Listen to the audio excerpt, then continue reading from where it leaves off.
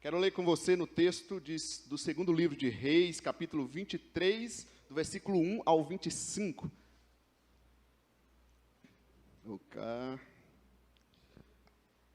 Segundo livro de Reis. Que bom ver os irmãos retornando, né, ao presencial, juntos. Isso é gostoso. Você de casa também, que nos acompanha aí. Casal querido ali, o Tato, o Romildo, né? Agora eu estou chamando igual o Romildo e a Andresa, que se mudaram aí nesse tempo de pandemia, estão visitando agora aqui, né? Bem-vindos, que bom ver vocês aí. Joia. Encontraram, gente, a palavra de Deus aí? Segundo livro de Reis, capítulo 23, do 1 ao 25. Vamos ler a palavra, diz assim: Então o rei convocou todas as autoridades de Judá e de Jerusalém. Depois o rei subiu ao templo do Senhor, acompanhado por todos os homens de Judá, todo o povo de Jerusalém, os sacerdotes e os profetas, todo o povo, do mais simples aos mais importantes. Para todos, o rei leu em voz alta todas as palavras do livro da aliança que havia sido encontrado no templo do Senhor. O rei colocou-se junto à coluna real e, na presença do Senhor, fez uma aliança comprometendo-se a seguir o Senhor e obedecer de todo o coração e de toda a alma aos seus mandamentos, seus preceitos e seus decretos, confirmando assim as palavras da aliança escritas naquele livro. Então, todo o povo se comprometeu com a aliança. O rei deu ordens ao sumo sacerdote Ilquias, aos sacerdotes auxiliares e aos guardas das portas, que retirassem do templo do Senhor todos os utensílios feitos para Baal e Aserá e para todos os exércitos celestiais. Ele os queimou fora de Jerusalém, nos campos do vale de Cedron, e levou as cinzas para Betel e eliminou os sacerdotes pagãos nomeados pelos reis de Judá para queimar incenso nos altares idólatras das cidades de Judá e dos arredores de Jerusalém, aqueles que queimavam incenso a Baal, ao sol e à lua, às constelações e a todos os exércitos celestes. Também mandou levar o poste sagrado do templo do Senhor para o vale de Cedron, fora de Jerusalém, para ser queimado e reduzido a cinzas, que foram espalhadas sobre os túmulos de um cemitério público. Também derrubou as acomodações dos prostitutos cultuais que ficavam no templo do Senhor, onde as mulheres teciam para Azerá. Josias trouxe todos os sacerdotes das cidades de Judá e desde Geba até Berseba profanou os altares onde os sacerdotes haviam queimado incenso, derrubou os altares idólatras junto às portas, inclusive o altar da entrada da porta de Josué, o governador da cidade, que fica à esquerda da porta da cidade. Embora os sacerdotes dos altares não servissem no altar do Senhor em Jerusalém, comiam pães sem fermento junto com os sacerdotes, seus colegas. Também profanou Tofete, que ficava no vale de Ben-Inom, de modo que ninguém mais pudesse usá-lo para queimar seu filho ou filha em sacrifício a Moloque. Acabou com os cavalos que os reis de Judá tinham consagrado ao sol, estavam na entrada do templo do Senhor, perto da sala de um oficial chamado Natã-Meleque. Também queimou as carruagens consagradas ao sol, derrubou os altares que os seus antecessores haviam erguido no terraço em cima do quarto superior de Acaz, e os altares que Manassés havia construído nos dois pátios do templo do Senhor. Retirou-os dali, despedaçou-os e atirou o entulho no vale de Cedron. O rei também profanou os altares que ficavam a leste de Jerusalém, no sul do Monte da Destruição, os quais Salomão, rei de Israel, havia construído para o poste sagrado, a detestável deusa dos Sidônios, para Camus, o detestável deus de Moabe, e para Moloque, o detestável deus do povo de Amon. Josias despedaçou as colunas sagradas, despedaçou os postes sagrados e cobriu os locais com ossos humanos. Até o altar de Betel, o altar idólatra edificado por Jeroboão, filho de Nebate, que levou Israel a pecar. até aquele altar e o seu santuário ele os demoliu. Queimou o santuário e o reduziu a pó, queimando também o poste sagrado.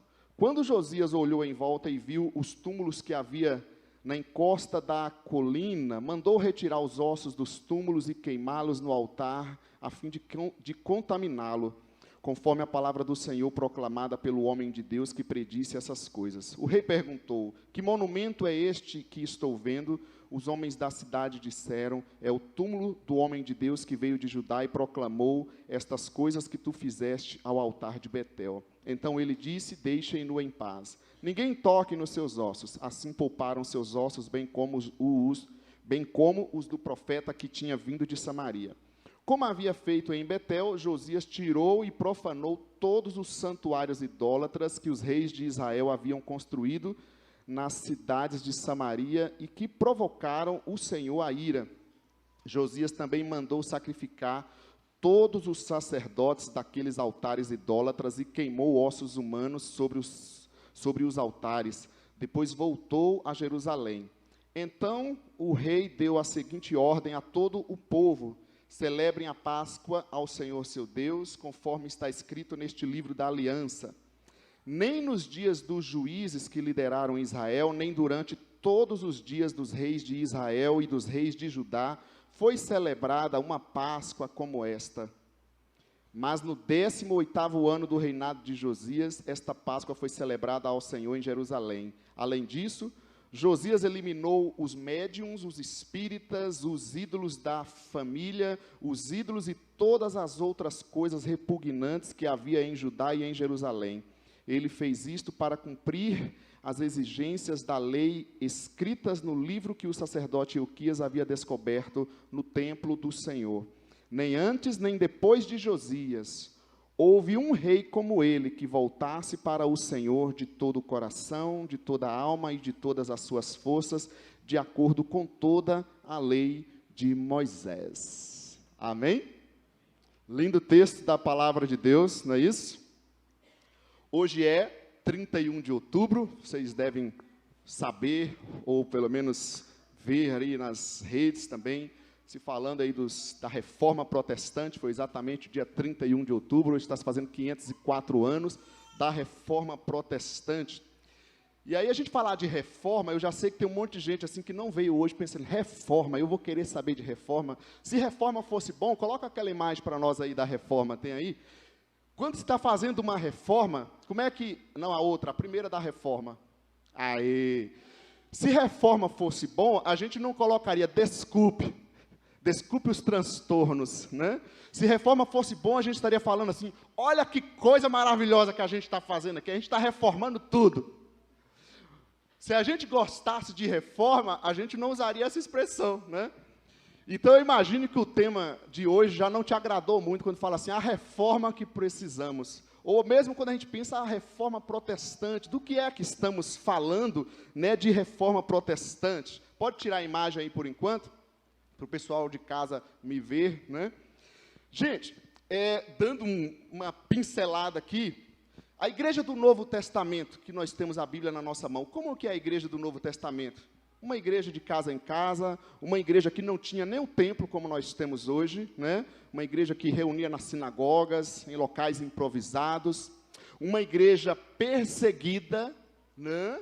Não era uma igreja constituída e organizada dessa forma, era, na verdade, considerada uma seita, uns malucos, uns malucos que andavam por lá, seguidores daquele Cristo, que saíam uns boatos lá que ele ressuscitou, mas isso foi boatos na cabeça deles. Então, os discípulos, a igreja que nós temos no Novo Testamento, era esse povinho perseguido, mas atuante e crescente. Quanto mais perseguia aqueles discípulos simples, pessoas simples, parece que eles continuavam pregando o evangelho. Eram pessoas simples que andaram com o tal de Jesus de Nazaré, que fez muitos milagres. E esse pessoal continuava fazendo milagre e pregando o evangelho em nome daquele Jesus. Essa igreja do Novo Testamento aqui era uma igreja muito simples, não tinha essas Bíblias que nós temos hoje, a Bíblia da mulher, a Bíblia do homem, a Bíblia rosa, a Bíblia preta. Eles recebiam cartas dos apóstolos lá para poderem ler. A gente leu aqui 25 versículos, foi cansativo, né? Eles não tinham tantas Bíblias no telefone igual nós temos. Uma igreja simples, mas uma igreja perseverante, uma igreja atuante, uma igreja perseguida, mas uma igreja cheia do poder de Deus. Uma igreja que era perseguida, mas uma igreja que vencia. Uma igreja que tinha problema, que sofria, mas uma igreja que se considerava vencedora. Uma igreja que não teve coragem nem de ser crucificado na cruz igual Jesus. O próprio Pedro, segundo a história, diz: vira a cruz que eu não sou digno. Uma igreja que não se sentia digna de sofrer como Cristo. Fala, nós merecemos muito mais. Uma igreja que reconhecia que o Evangelho era tudo. Uma igreja no Novo Testamento que estava esperando Jesus a voltar a qualquer momento. Uma igreja no Novo Testamento, que lá em Atos 7 a gente vê, foi perseguida, e aí diz a palavra de Deus em Atos 8, que por onde os discípulos iam, eles pregavam o Evangelho. Uma turminha simples, mas cheia de um poder, de um chamado Cristo, e vinha revolucionando. Tem alguns textos no livro de Atos, diz que onde eles chegavam, eles viravam o lugar de cabeça para baixo.